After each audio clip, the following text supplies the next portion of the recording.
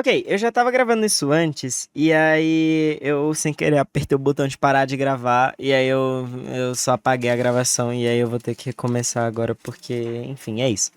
Eu tô gravando isso pra meio que registrar como eu tô fazendo a análise de dados agora, pra isso também servir pra no futuro eu poder comparar com o que eu fazia antes, ou registrar pra não esquecer, e enfim, várias outras coisas. Mas também pra ajudar algumas pessoas que talvez vão precisar fazer análise de dados no futuro, e aí eu tenho esse vídeo aqui fazendo como eu faço. Atenção, isso não é tipo assim, a melhor método de fazer análise de dados .mp4. É o jeito que eu faço. Um estudante de primeiro semestre de física experimental que tem dificuldade com física experimental, não é meu ambiente favorito, física experimental, e que também não leu muito o Introdução à Análise dos Erros do John F. Taylor. Esse é o livro que a gente basicamente está usando como a base a nossa base de como fazer análise de dados. Eu li o capítulo 3, 4 e acho que o início do 5. Mas o livro tem muito mais capítulos do que isso, então tem muito mais métodos sofisticados de você fazer análise de dados. Inclusive, eu hoje vou tentar fazer uma análise de dados mais complexa do que o que eu estava fazendo antes. Eu vou tentar mostrar como eu faço, mas eu não vou ficar tentando enrolar muito. E, enfim, eu vou usar principalmente o Google Spreadsheet e o Google Docs. Porque eu não gosto dos aplicativos da Excel. Eu não gosto muito de usar as coisas da Microsoft. Mas se você quiser usar o Excel ou o Word, funciona normalmente. Ou qualquer outro Office, pacote Office que existe, tipo LibreOffice e esses que são de open source. Word, o Docs, ele vai ser principalmente porque eu tenho que escrever o que eu fiz na análise de dados para botar lá no relatório. E o Spreadsheet é porque, tipo assim, você usar tabelas. Tabelas, aqui as tabelas, tá? Ué, cadê minhas tabelas, filho? Mas tá, você usar tabelas pra você apresentar os dados, e não só apresentar os dados, mas também, tipo assim, fazer algumas contas, é algo interessante. A primeira coisa que eu gosto de fazer é considerar o que vai ser constante no nosso experimento. Por exemplo, eu vou ter a gravidade, a aceleração da gravidade. Eu vou escrever essa gravidade. A gente vai ter a gravidade, que ela vai ser utilizada no nosso experimento para acelerar o carrinho. E aí eu vou considerar ela como 9,81. Ok? Ok. Todo mundo suave com isso. Beleza. Aí, além disso, como constante que não vai mudar do nosso experimento, eu vou ter as incertezas dos instrumentos. Beleza. Aí agora tá aqui, todas as nossas constantes, elas estão mais organizadas, porque é uma coisa importante você deixar elas um pouco mais bonitas. Uma coisa importante que eu esqueci de fazer é colocar quais são as unidades do que a gente está trabalhando aqui na gravidade. E, bom, eu coloco corzinha nas minhas tabelas, porque aí facilita na hora de escrever esse texto aqui, que é explicando o que eu faço. Eu só boto aqui, inserir a tabela vermelha. E aí, pronto, tem aqui a tabela vermelha, e aí cada tabela vai ter uma cor. Eu aqui em cima mesclei as 5 células aqui de cima. Clica aqui no botão de mesclar, tipo, ó, seleciona as 5 células e mescla. E aí elas viram uma célula só. E aí eu escolhi uma cor mais escura da de cima só pra ficar um pouco estético. Mas enfim, a gente tem aqui as nossas constantes. E aí o próximo passo, antes de começar de fato a analisar os dados, é escrever os dados que a gente coletou. E aí eu vou escrevendo aqui, começando pela massa dos corpos. Eu tenho essas imagens, e aí essas imagens, elas foram que a gente tirou durante o experimento. E nelas tem aqui, tipo, 5 imagens, ou seja, 5 medidas. E aqui a gente tem a medida do bagulho. Basicamente é isso. Uma coisa importante. Eu deixei todas as unidades aqui da fita métrica, do paquímetro, do quilômetro, no SI. Porque o paquímetro, por exemplo, a incerteza dele é em milímetro. A fita métrica, ela mede as coisas em centímetro. E aí, por exemplo, a balança, ela mede as coisas em grama e não quilograma.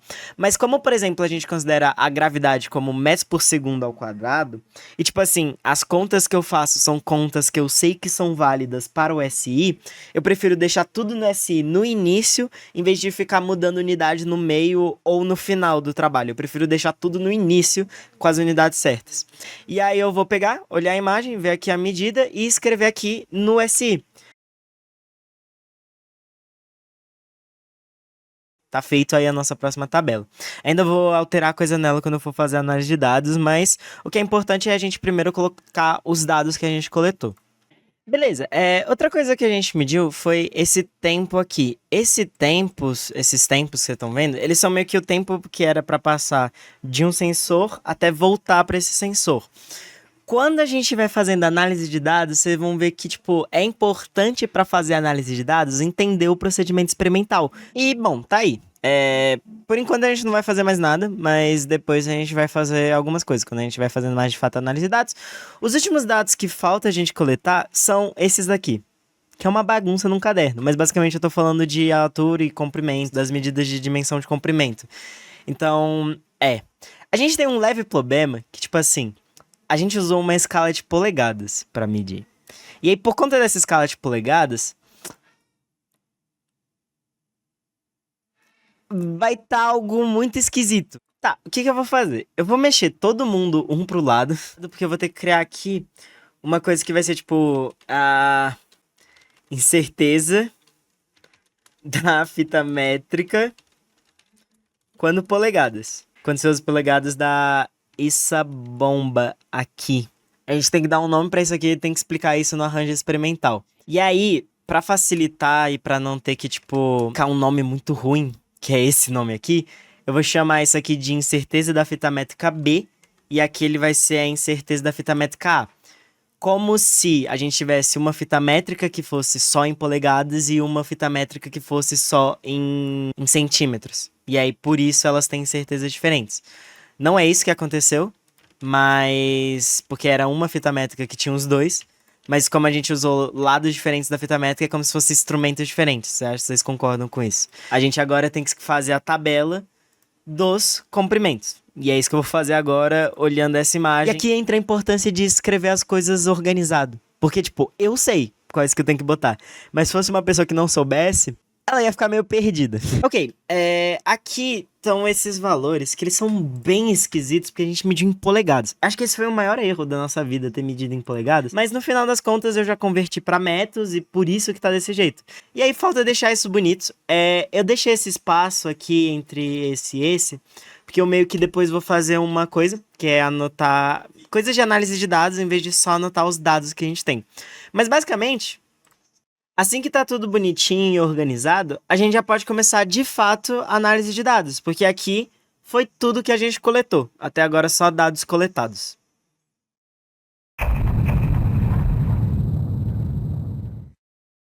E aí a gente pode começar de fato a análise de dados. Eu vou calcular a mediana desses dados. Aqui no caso você pode usar ou a média ou a mediana. No caso, função média seria a mediana e função média com acento seria a média dos números. Eu quero deixar claro que eu acabei de tomar um gap histórico por ter usado a mediana, então não usem a mediana, por favor, não façam isso.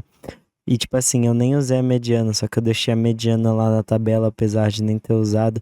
E aí a gente perdeu tipo 0,2 na nota do relatório, só porque eu usei a mediana. E aí, eu vou ter o seguinte, eu vou ter o erro instrumental, que nesse caso, todas as medidas foram calculadas com a incerteza da balança, então eu vou colocar aqui igual essa incerteza aqui, fechou? E eu vou ter o erro aleatório. O erro aleatório, ele vai ser igual ao desvio padrão. Aí você escreve aqui a função do Excel mesmo, de desvio padrão, que é desvpad. E aí pronto, eu tenho o desvio padrão desses dados. Por que eu estou calculando isso? Porque no caso, a gente vai ter o Taylor dizendo que uma medida, ela é a valor médio, que aí pode ser ou a média ou a mediana, eu prefiro a mediana, mais ou menos o desvio padrão, ou mais ou menos o erro do que a gente está medindo. E o erro do que a gente está medindo, ele fala isso acho que no capítulo 4, ele vai ser igual ao soma quadrática, ou seja, raiz quadrada do quadrado do erro instrumental mais o quadrado do erro aleatório. Só que também o Vinícius ele falou pra gente começar a considerar 2 vezes o erro como sendo a nossa margem de trabalho. Porque, tipo, se a gente considera 2 vezes o erro, a gente tem uma margem de trabalhar com, tipo, 95% dos casos possível, ao invés de 67%, 68%, mais ou menos. Então, o que eu vou fazer? Eu vou escrever aqui, ó, como incerteza das massas. Certeza da massa, no caso, porque é só a incerteza do carrinho. A incerteza da massa vai ser igual a raiz, que aí é a função de raiz quadrada, desse valor aqui, elevado ao quadrado, e eu vou fechar o parênteses, mas aí eu tenho que abrir um parênteses antes, mais duas vezes o erro aleatório, isso vai estar elevado ao quadrado, e aí eu vou fechar um parênteses aqui no quadrado para ter certeza de que ele vai fazer essa conta na ordem certa, e aí eu calculo a raiz disso. Isso aqui é... Oxe. Isso aqui é a nossa incerteza das massas, que seria a raiz do erro instrumental ao quadrado, mais duas vezes o desvio padrão elevado ao quadrado. E é isso. Mais duas vezes o desvio padrão elevado ao quadrado. Deixa eu só ver se tá certo isso aqui. Acho que tá.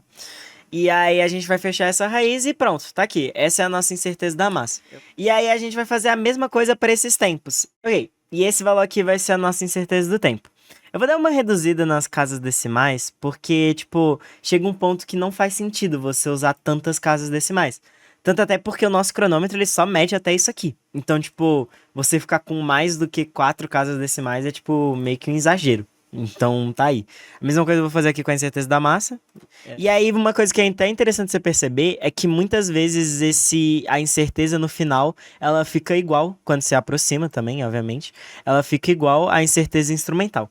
Eu vou até deixar diferente, só pra, tipo, ter um motivo pra eu ter feito isso aqui. Então, eu vou deixar não tão aproximado, vou deixar 5 casas decimais nesse caso. Isso vai ser importante pra aqui nos comprimentos, porque nos comprimentos, eu não sei se você percebeu, mas tem, tipo, um valor pra altura do suporte. Se você for calcular o desvio padrão de um valor, ele vai ser igual a zero.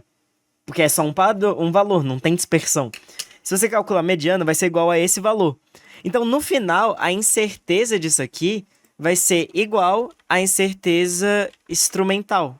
Porque, tipo, a parte aleatória, ela vai ser igual a zero. Desvio padrão é igual a zero, então isso aqui vai ser igual a zero. E aí, tipo, vai sobrar só a parte instrumental. E aí, quadrado da raiz quadrada dá a mesma coisa, então o erro vai ser o erro do instrumento. Não vai ser nenhuma outra coisa. Beleza. Então agora a gente vai passar pro próximo passo da análise de dados, que é normalmente o passo mais complicado, mas também o mais legal, que é fazer as contas de fato, porque por enquanto a gente só escreveu, tipo, os dados que a gente coletou e também escreveu, tipo, qual que vai ser os erros que a gente vai usar desses dados. No caso, tipo, isso aqui a gente não vai usar, isso aqui a gente não vai usar, a gente vai usar esse valor e esse valor. A gente não vai usar nenhum desses valores coletados, a gente vai usar esse valor, que é a mediana, e esse valor, que é a incerteza da mediana.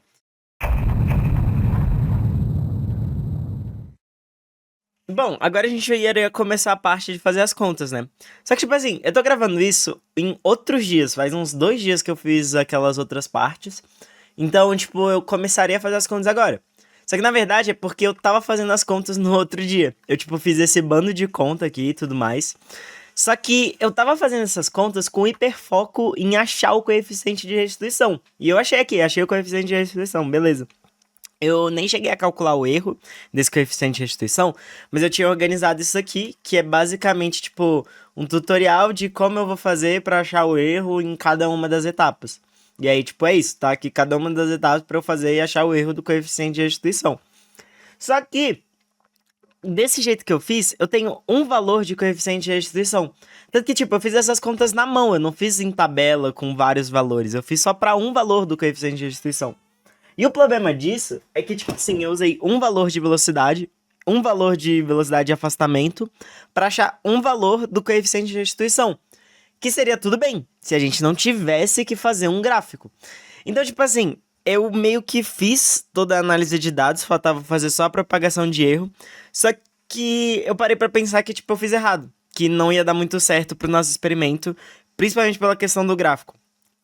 Então, tipo assim, eu preciso achar um jeito de fazer um gráfico com o coeficiente de restituição.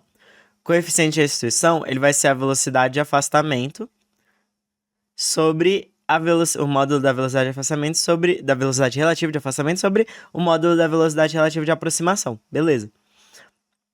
Aí, eu posso reescrever isso de um jeito que é tipo assim. No momento que eu tô gravando, eu não percebi que eu tava sendo burro fisicamente. E eu, tipo, vou reescrever aquela equação considerando que o movimento, ele é um movimento uniforme, que ele não tem aceleração. Mas no nosso experimento a gente tava considerando aceleração. Então, tipo assim, isso é algo que eu vou corrigir, mas no futuro do vídeo. Só que, por agora, eu vou fazer errado. E aí, tipo, não preciso me crucificar, que no futuro eu vou corrigir, mas eu tô cometendo um crime físico de considerar um movimento que tem aceleração como um movimento sem aceleração. Então, tipo, eu vou escrever que a velocidade é ΔS sobre ΔT, mas isso seria a velocidade média, e não a velocidade de fato. Por isso até que o meu valor, ele vai dar diferente, e enfim, vai ter umas coisas erradas aí, mas eu corrijo no futuro, eu prometo. Se vocês pararem pra pensar, tipo assim, o deslocamento do sensor até a colisão em módulo é igual ao deslocamento da colisão até o sensor.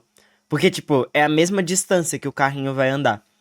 E aí, se é a mesma distância que o carrinho vai andar, eu posso cortar esse com esse. Tipo, e aí o coeficiente, então, eu posso fazer ele fazendo o ΔT de ida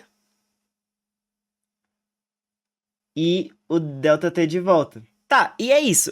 Aí o que que acontece? Se, por exemplo, eu considero que o tempo de ida é igual a y, tipo, isso aqui é y, e isso aqui é x, então, tipo, o coeficiente de restituição, ele vai ser o coeficiente angular da reta onde y é igual ao tempo de ida e x é igual ao tempo de volta. Beleza, tá feito. Só que tem um problema. A gente não mediu o tempo de ida. O tempo que a gente tem é só o tempo total do movimento. A gente não tem o tempo só da ida. E o que a gente estava fazendo, o que a gente estava pensando em fazer, e o que eu fiz aqui quando eu fui calcular só esse coeficiente de atrito, é, tipo, considerar o tempo de ida constante, porque o atrito é zero, então, tipo, vai ser sempre a mesma aceleração, sempre na mesma posição inicial, então o tempo de ida vai ser uma constante, e o que vai estar variando é o tempo de volta. Então, tipo assim, a gente tem o C, uma constante no eixo Y e o X. O que, tipo, não vai entregar pra gente o coeficiente angular via. Não vai entregar pra gente o coeficiente de restituição via coeficiente angular. Então, o nosso plano, a gente, tipo, não pensou no planejamento muito sobre o gráfico. E aí, isso é algo que eu não gostei da gente não ter pensado nisso, a gente foi meio burrinho. Mas o que eu posso pensar pra fazer? Pô, se o tempo de volta vai estar variando e o tempo de ida é uma constante, então o coeficiente de restituição ele depende, ele é tipo uma função do tempo de volta. Vocês percebem isso? Tipo, ele depende do tempo de volta para ter um valor. Então, se a gente, tipo assim, isola o tempo de ida aqui e faz, tipo assim, o tempo de ida, que é uma constante, ele vai ser igual a o coeficiente de restituição vezes o tempo de volta. Acho que é isso. E aí, com isso, a gente bota os diferentes coeficientes de restituição como uma variável no eixo y e os diferentes tempos de volta como uma variável no eixo x. Eu não sei se esse é o melhor gráfico que dá pra fazer, mas é porque a gente não calculou o tempo de ida. E eu acho que não vai ficar um gráfico muito bom. E outro gap seco que a gente tomou aqui foi que o gráfico realmente não era bom, porque ele não trazia nenhuma informação nova. E já que a gente considerava uma das coisas ali no gráfico uma constante, e aí, tipo, por conta disso a gente perdeu uns pontos na análise de dados. Então, tipo assim, é muito importante pensar no gráfico antes de coletar os dados. Porque se vocês não fazem isso, meio que, tipo assim, vocês vão se ferrar pra fazer o gráfico igual a gente se ferrou nos 2 últimos relatórios. É isso, rapaziada. Mas aí agora eu vou fazer a análise de dados baseados nessa ideia. De que, tipo, a gente vai calcular vários coeficientes usando vários tempos de volta. Tá, e aí a primeira coisa que eu já tinha feito por conta das outras contas foi calcular os deslocamentos. Aqui eu abri uma função no Excel que foi basicamente igual aí o ponto final menos o ponto inicial. E aí, tipo, basicamente deu aqui todos os deslocamentos. Uma coisa interessante de você perceber é que, tipo, todos os deslocamentos que estão indo da esquerda para a direita estão negativos. E os que estão indo da direita para a esquerda, que é no caso só esse, eles são positivos. Porque a gente meio que mediu a posição de início e a posição de final ao contrário. Tipo, ele começava no 120 e terminava no 14. Então, tipo, a gente meio que inverteu o referencial na hora de medir. E aí, quando eu for fazer a conta de aceleração e tudo mais, eu só vou multiplicar por -1. Porque, no caso, a aceleração a gente vai considerar positiva indo da esquerda para a direita. E aí, então a gente vai mudar o referencial.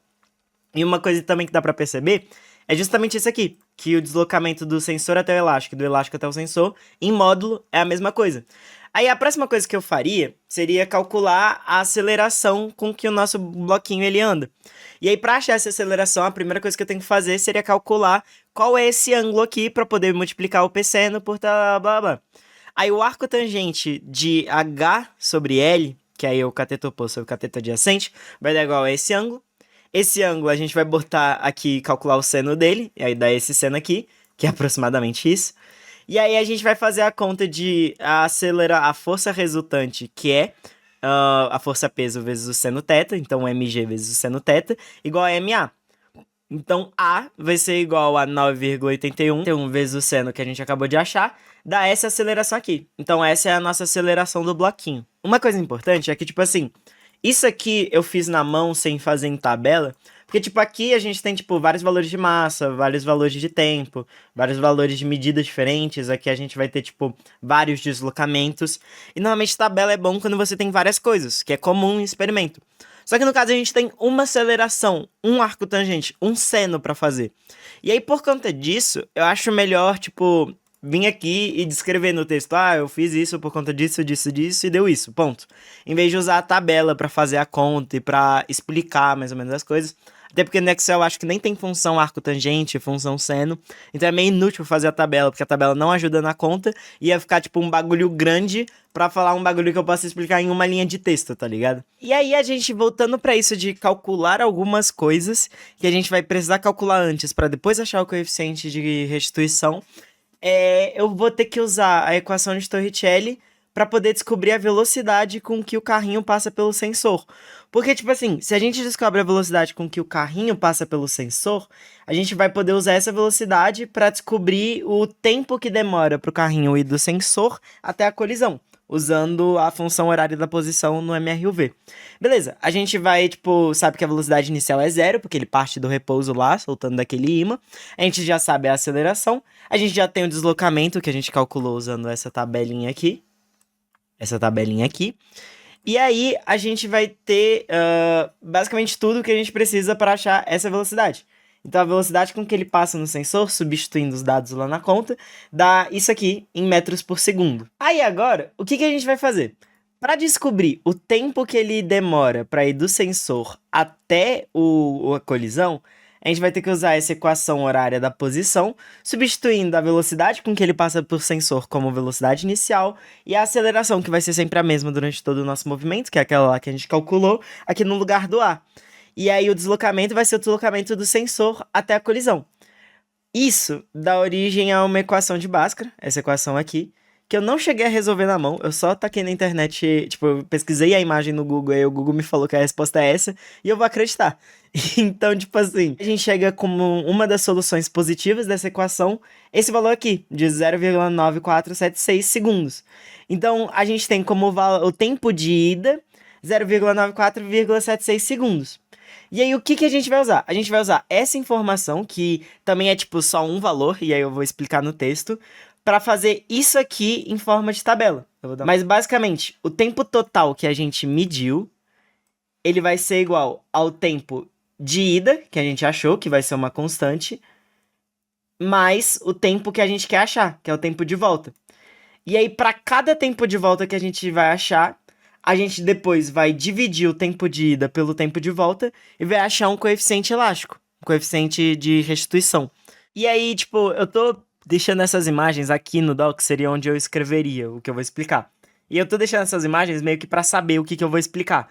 Então, tipo, eu vou escrever um texto para achar esses valores, para não ter que, tipo, criar uma tabela só para explicar esses valores, igual eu disse antes.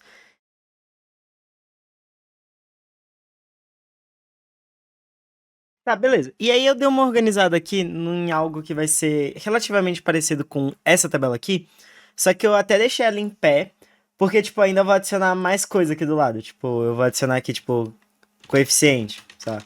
Dane-se. Mas, por enquanto, o que acontece? Eu vou calcular o tempo de volta para cada tentativa. E aí, para calcular o tempo de volta para cada tentativa, eu vou apertar igual. Aí eu vou clicar na função, no quadrado que tem o tempo 1, menos, e aí eu vou clicar na que tem o tempo 2. E tipo assim, você não precisa clicar, né? Você pode... E aí aqui pronto, tem o tempo de volta. Uma coisa que você pode fazer é, se eu tivesse sido inteligente e botado, tipo, uma na diagonal do outro, se eu puxasse assim pro lado, ia sair, tipo, tudo certo. Mas viu que saiu uns números muito esquisitos? É porque, tipo, enquanto um tá na vertical, o outro tá na horizontal. Mas eu posso, tipo, vir aqui e meio que colar essa parte, que é a parte final, que é o tempo de ida, que sempre vai ser a mesma. E eu escrevo igual L4, ou L4 não. Como é pra direita, é uma letra pra direita. Então é M3. E aí eu boto Ctrl M. E aí, tipo, vai indo, tá ligado? Isso aqui é o tempo de ida 2. E aí eu vou ir fazendo isso, completar aqui a tabela e depois eu deixar ela um pouco mais bonitinha também. Ok, eu basicamente terminei. E aí, basicamente, o que a gente vai fazer agora vai ser calcular o coeficiente. E o coeficiente vai ser igual a o tempo de ida dividido pelo tempo de volta. E aí é isso. O que eu vou fazer aqui? Tem uma coisa que é muito interessante no Excel, que é tipo assim, se eu coloco um cifrão na frente, eu travo a coisa. Então aqui eu travei a coluna e a linha do AK. E aí eu posso fazer simplesmente isso aqui, ó. Pão. Tá todos os coeficientes de restituição aqui. Esse daqui é o do 1, esse aqui é o do 2. Aí, tipo, você vai vendo aqui, ó, tá tudo certinho. E aí, eu também posso calcular aqui pro segundo, né? Tipo, beleza. E aí, agora eu vou ter que calcular as incertezas. Porque pra quem é muito esperto e pra quem prestou atenção, eu não toquei nesse tópico até agora. Tipo, quando eu tava organizando aqui o tempo, eu, tipo, calculei a incerteza do tempo, fazendo aquela raiz lá e tudo mais. E eu, tipo, tenho as incertezas aqui dos deslocamentos e tudo mais. Aí aqui, no caso, a incerteza dos deslocamentos vai ser um somada com a outra. E aí, beleza, a gente tem aqui as incertezas dos deslocamentos. Mas eu, no caso, não calculei a incerteza desse tempo de ida. Eu não me preocupei com a incerteza, por exemplo, dessa aceleração, com a incerteza desse seno, com a incerteza desse arco tangente, com a incerteza dessa velocidade. Enfim, eu tenho que fazer essa propagação de incerteza para poder descobrir o erro desse tempo. E descobrir o erro desse tempo, eu vou usar para calcular a incerteza desse coeficiente, de cada um desse coeficiente. Tá, e aí eu vou voltar naquilo lá que eu tinha usado no passado, que foi pra, tipo, meio que achar o erro das coisas. Por exemplo, aqui eu tenho que o erro, tipo, eu disse que y é igual a h sobre l, que a gente tem h e a gente tem l. Então o erro de y vai ser h sobre l, vezes a incerteza de h sobre h, mais a incerteza de l sobre l. Aqui tem esse detalhe que eu acho que eu vou fazer isso, que é fazer uma soma quadrática, ou seja, a raiz das quadrados dessas coisas, para o valor ser melhor. E aí depois eu vou ter que calcular o arco tangente desse y. E aí, como eu quero calcular o erro de arco tangente, que é uma função, eu posso fazer a derivada de arco tangente em função de y vezes o erro de y. O Taylor fala que você pode fazer isso, e aí então eu vou usar isso aqui para calcular o arco tangente. E é basicamente isso. A mesma coisa vai acontecer quando a gente fizer o seno disso. Porque quando você tem o erro do seno de alguma coisa, você pode fazer a derivada do seno em função da coisa que você está colocando no meio, vezes o erro da coisa. E aí, no caso, o erro da coisa é isso aqui. Que isso daqui dá um θ, e aí θ, então, é igual ao arco tangente de y. Ok. Aí depois a gente vai fazer o erro da aceleração, que ele vai ser a gravidade, vezes o erro do seno, que tá aqui. E aí depois que a gente faz o erro da aceleração, que é uma constante, vezes o erro do seno de tama, e aí por isso é só isso. A gente vai fazer o erro da velocidade, que a gente quer descobrir a velocidade do sensor. E aí aqui eu tenho que fazer essa conta, que é tipo a conta lá do raiz quadrada de 2 vezes a aceleração vezes ΔS. Meio que é isso em formato de propagação de erro. E aí depois eu tenho que multiplicar pelo valor que eu encontro da velocidade. Depois de fazer todas essas contas aqui. E aí eu posso também fazer aqui, ó, uma soma quadrática, que é isso que esse SQ indica, que é o que eu acho que eu vou fazer, aliás, da raiz das potências disso. Beleza. Aí depois de achar o erro da velocidade, a gente vai cair no erro do tempo. E o erro do tempo, ele é um dos piorzinhos, porque lembra que a gente achou o tempo usando uma fórmula de Bhaskara? Então, quando a gente tem, tipo, uma equação desse jeito, é uma equação que depende do deslocamento, da velocidade e da aceleração para você achar o tempo. Então, quando você quiser saber o erro do tempo, você vai ter que fazer algo que depende também do deslocamento, depende da velocidade e depende da aceleração. E aí, no caso, o que eu vou ter que fazer para achar esse erro do tempo vai ser fazer a derivada parcial, e aí por isso tá em vermelho, é para não confundir que, tipo, ó, erro do tempo tá em preto. Derivada parcial do tempo tá em vermelho. Então eu vou ter que fazer a derivada parcial do tempo em função do deslocamento vezes o erro do deslocamento, mais a derivada parcial do tempo vezes a derivada em função da derivada em função da velocidade vezes o erro da velocidade, mais a derivada parcial do tempo em função da aceleração vezes o erro da aceleração. Essa soma aqui de mais também pode ser uma soma quadrática. E qual é a vantagem de você fazer soma quadrática? É que o valor fica melhor. Então, tipo, eu vou levar todos esses valores que eu encontrei ao quadrado e depois dividir pela raiz, porque aí o valor vai ficar melhor. E aí, com isso, eu vou ter o erro do tempo de ida. O erro do tempo de ida eu vou usar para calcular o erro do tempo que falta, do tempo de volta. Que ele vai ser o erro do tempo de medido mais o erro do tempo que a gente tem de ida, que a gente vai encontrar aqui. Esse daqui é o mesmo daqui. E aí, como que a gente vai fazer isso? A gente vai somar as incertezas. De novo, eu posso fazer uma soma quadrática, porque aí o valor fica melhor, que é o que eu acho que eu vou fazer. E aí, depois de calcular o erro do tempo de volta, eu posso calcular o erro do coeficiente, que é o que a gente quer encontrar. Ele vai ser igual ao coeficiente vezes o erro do tempo de ida sobre o tempo de ida, mas o erro do tempo de volta sobre o tempo de volta. Isso aqui eu também posso fazer uma soma quadrática, que é o que eu acho que eu vou fazer, porque aí o valor dá melhor. E aí eu multiplico pelo coeficiente, tem um erro do coeficiente. Beleza. Então, eu acho que eu vou fazer isso em uma tabela separada dessa tabela aqui. Então, eu vou, tipo, meio que fazer uma tabela e eu vou misturar essa tabela com informação de texto quando eu for escrever o texto. Que, no caso, vai ser quando eu for escrever isso aqui. No final, eu acho que eu vou não mostrar como vai ficar o texto, porque eu vou escrever depois e aí, sei lá. Não sei, eu posso mostrar aqui nesse vídeo, porque eu ainda vou editar esse vídeo. Ele vai sair bem depois. Só que eu posso, tipo, deixar o link aí pra vocês verem como ficou no final esse texto aí. Pra vocês terem uma noção de como foi a organização no final. Ah, é, e eu achei que eu tinha explicado isso, mas provavelmente tava no vídeo do passado, quando eu tava fazendo as coisas meio errado, sem considerar que eu teria que fazer um gráfico, e aí eu excluí. O H, ele é o quanto a gente elevou o suporte, e o L é a projeção horizontal do suporte. Então, tipo, quando eu fizer H sobre L, é a altura do suporte dividido pela projeção horizontal do suporte. Mano, eu tomei um jumpscare do caralho, porque, tipo assim, isso aqui tava dando 50. Eu falei, mano, não é possível que 50 metros é a nossa incerteza. Mas é porque eu tinha invertido esse Z5 e esse Z4 de lugar.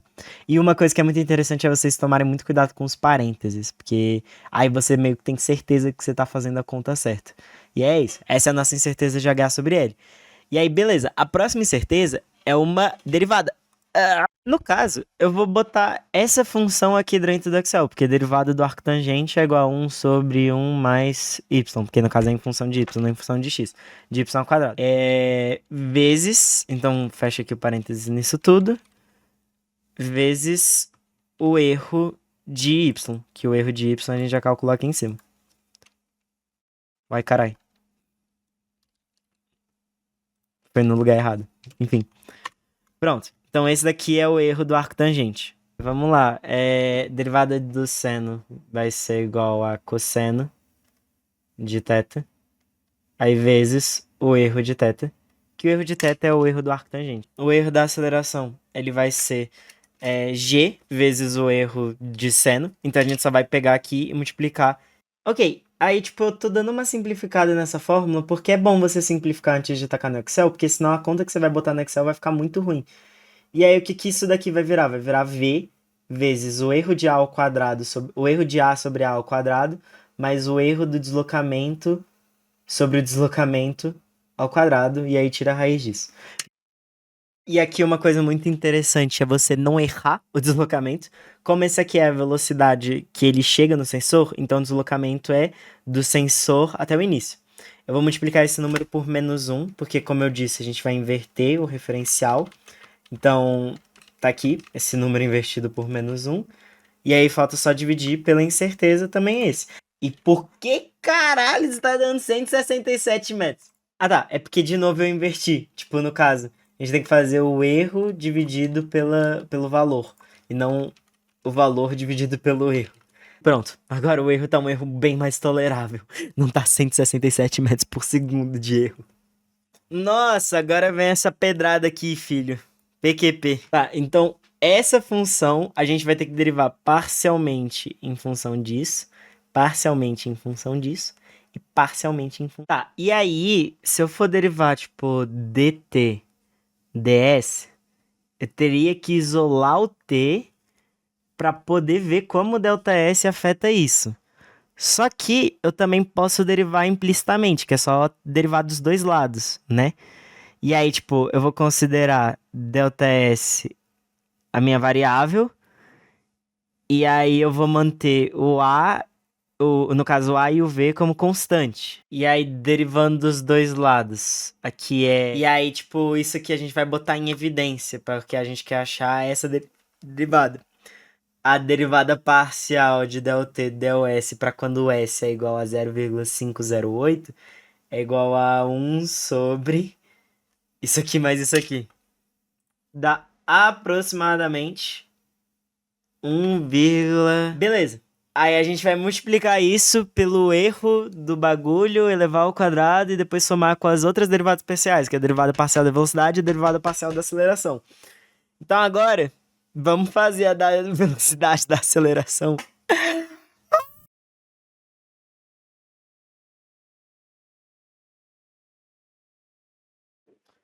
Uma coisa que eu esqueci de falar é que, tipo, aqui deu negativo. A derivada daria negativo. Só que, tipo, não faz sentido erro negativo. E o Taylor, ele fala sobre isso, ele fala que você considera módulo. Então, eu esqueci de falar, mas é o módulo da derivada parcial vezes o erro da incógnita que você está associado.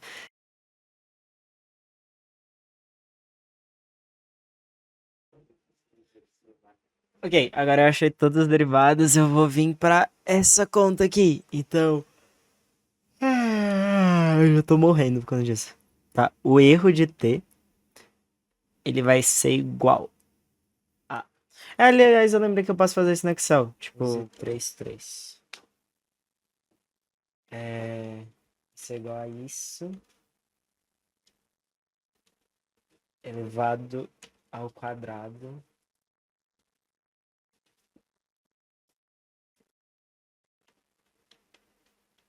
Não, pô. Faltou vezes a incerteza de A. E aí, isso elevado ao quadrado e fecha a raiz. Esse é o nosso erro do tempo.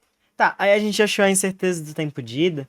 Falta também a incerteza do tempo de volta. Porque como eu faço um menos o outro, vai ser a soma das incertezas.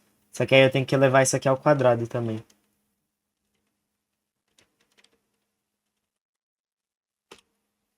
Tá, aí esse é o erro do nosso do nosso tempo de volta.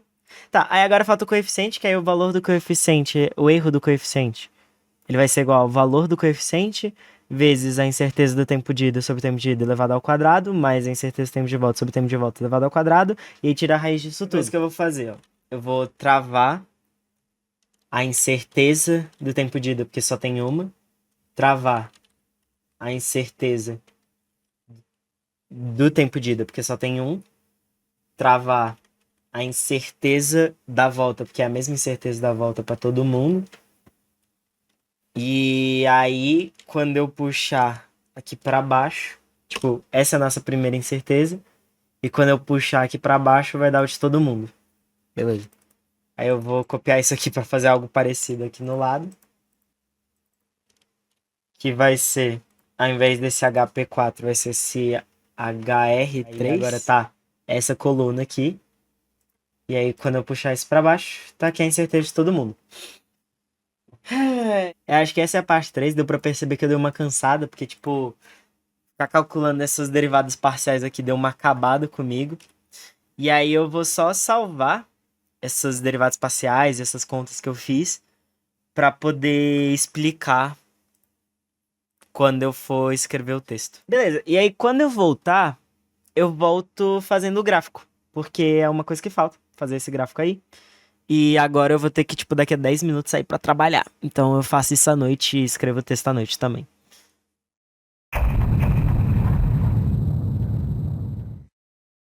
E aí você provavelmente estava esperando eu já voltar fazendo o gráfico, mas como a gente estava falando antes, eu tinha esquecido que você não podia cortar aquele ΔS quando a gente está tratando de um movimento acelerado. Eu fui lembrado disso enquanto eu estava no meu trabalho, e aí quando eu voltei para casa, o que eu fiz foi recalcular os coeficientes de restituição, utilizando então o coeficiente de restituição vai ser igual à velocidade de afastamento sobre a velocidade de aproximação. Para achar a velocidade de aproximação, eu voltei naquela mesma forma que eu usei para calcular a velocidade com que o carrinho ele passava pelo sensor, só que ao invés de colocar o deslocamento do início do sensor, eu coloquei o deslocamento do sensor do início até a colisão. E aí o erro dessa velocidade da colisão vai ser o mesmo erro da velocidade até o sensor, porque meio que o que importa é o erro da aceleração e o erro do deslocamento, que nos dois casos são iguais. Então a gente agora pode calcular aí para o próximo problema, que é calcular qual que vai ser a velocidade de afastamento. E essa velocidade de afastamento tem que ser a velocidade imediatamente depois da colisão. Então o que a gente vai fazer vai ser usar a equação horária da posição em mRUV, e aí a gente vai ter o deslocamento que ele sofre da colisão até o sensor, a gente vai ter o tempo que demora para ele voltar, porque isso a gente já calculou antes, a gente vai ter a aceleração, e aí a única variável que vai estar faltando e que a gente vai isolar para encontrar vai ser a velocidade com que ele sai da colisão. Então, a partir disso, a gente consegue achar 20 valores de velocidade saindo da colisão, e a partir desses 20 valores de velocidade saindo da colisão, a gente pode encontrar 20 valores de coeficiente. E aqui esses valores de coeficientes, eles estão até maiores, porque quer dizer que a energia, que a velocidade com que o carrinho sai depois da colisão é maior do que a velocidade média que a gente estava usando. O que faz sentido, porque a aceleração vai diminuindo a velocidade com o tempo, então a velocidade média é menor do que a velocidade no instante inicial depois da colisão. Ok, outra coisa que a gente vai precisar fazer vai ser calcular o novo erro disso. E aí, para calcular o erro da velocidade nova, da velocidade depois da colisão, a gente vai ter que meio que ver aquela equação de quando a gente isola a velocidade na função horária da posição do mRUV. E aí a gente vai ter que, então, o erro disso vai estar associado a essa conta aqui que a gente precisa fazer, que é a conta do AT até ao quadrado sobre 2, isso vai estar subtraindo o S0, que é a posição até o sensor, o deslocamento até o sensor no caso, e depois isso vai estar sendo dividido pelo tempo de volta. Então, tipo assim, quando você faz as leis de propagação de erro lá do Taylor, dá essa coisa aí no final, e aí basicamente a gente vai calcular esse erro. Eu, para calcular de um jeito mais fácil, dividi em várias partes, então essa tabela cinza que vocês estão vendo agora, elas são tipo uma tabela auxiliar que nem vai aparecer no relatório, mas basicamente eu dividi numa primeira parte que era para achar o erro do AT quadrado sobre 2, aí uma segunda parte que era para achar o erro do ΔS menos o AT quadrado sobre 2, e uma última parte que era pegar esse erro e achar o erro de quando eu pego essa conta e divido pelo tempo de volta. E aí no final eu vou ter esse erro sendo o erro da velocidade, e eu vou usar esse erro da velocidade para calcular o erro da colisão. Porque o erro da colisão agora, ao invés de ser aquela coisa feita com o tempo de ida e o tempo de volta relativo, os erros relativos do tempo de ida e do tempo de volta, vai ser agora com os erros relativos da velocidade de aproximação, no caso, a velocidade de afastamento sobre a velocidade de aproximação. E aí pronto. Uma coisa que faltou agora é fazer o gráfico. E aí, quando eu for fazer o gráfico, o que vai acontecer? Eu vou usar o software do SciDavis, e aí eu vou pegar os valores dos velocidades de afastamento. Eu vou colocar essas velocidades de afastamento como eixo X.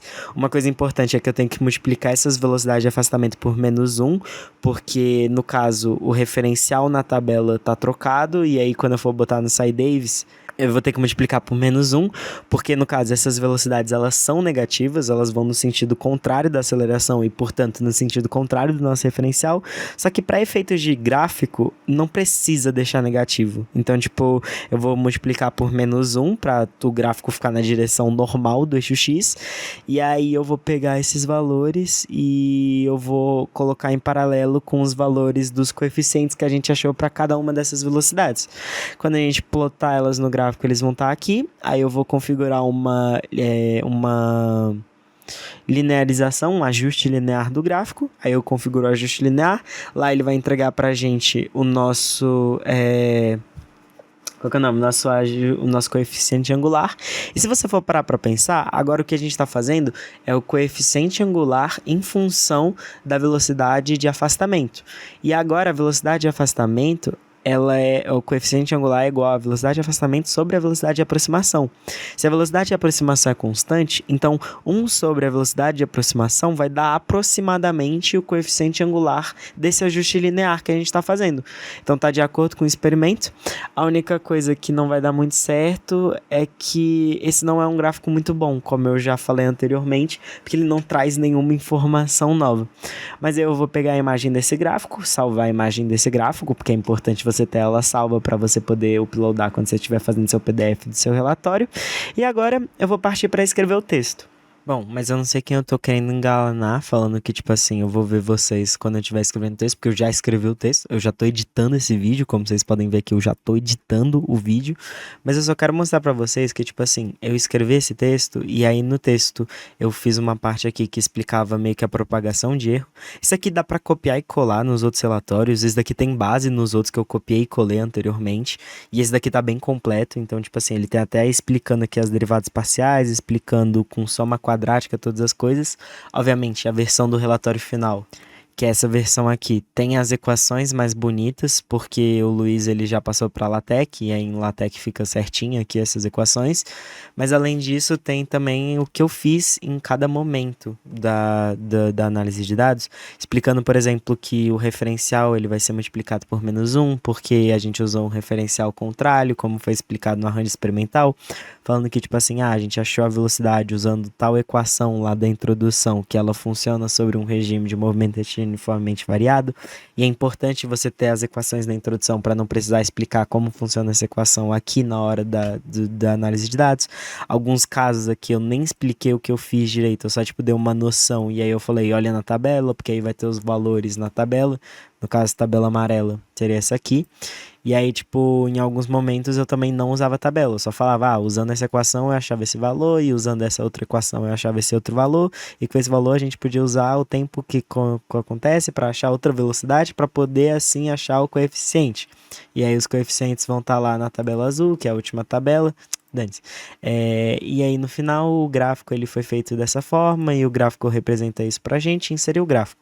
O gráfico ficou meio ruim, porque como eu disse antes, a gente não tinha pensado no gráfico. E uma coisa que eu também fiz no final, que foi elogiado pela correção, foi que no final eu expliquei o erro de cada coisa. Então, tipo, o erro da tangente foi usado a equação B, o erro da função tangente da função seno foi usando a F, aí daí o erro da aceleração foi esse, o erro da velocidade usou essas tantas equações. Lembrando que cada uma dessas equações é uma equação de propagação de erro. Então, tipo assim, eu falei, tipo... Cadê isso? Eu usei essa equação para fazer tal coisa, eu usei essa equação para fazer o erro de tal coisa, eu usei essas três aqui para fazer o erro de tal coisa, e por aí vai. Mas enfim, espero que vocês tenham gostado. Esse vídeo, tipo assim, como eu disse antes, não é a melhor análise de dados do mundo, só que, tipo assim, é uma análise de dados, e talvez para quem tá muito perdido de como fazer isso, eu espero que esse vídeo tenha ajudado, espero que vocês tenham gostado de assistir ele. Eu não necessariamente gostei de fazer ele porque já são 1h29 da manhã, eu quero dormir.